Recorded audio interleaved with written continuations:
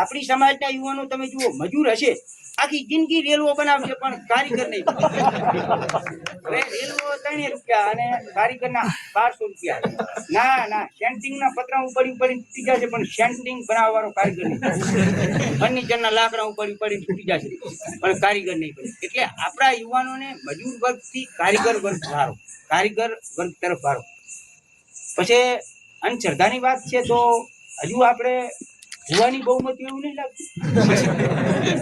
આપણે માદા પડીએ એટલે સીધા ભુવા કરી જાય.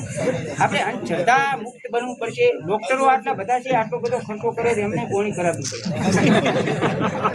આમાં શું છે કે અંધશ્રદ્ધાની તમને વાત કરી કે જગતની અંદર કોઈ દેવી શક્તિ તમને નડે જ નહીં અને કોઈ વખાય જ ના પાડે, સિવાય કે આપણો મનોવિચાર સારો હોવો પડે. આપણે એવા સરસ બનો કે મારે કોઈને નડવું જ નહીં. આપણે તો શું કરીએ કે હવે તો રહેતા શેરીઓમાં ભેંસું બાંધવા મળે. મારે શું જાતાથી કજિયા કરવા, એટલે કજિયો નહીં થાય એવા આપણા પ્રયાસો હોવા પડે. આવડો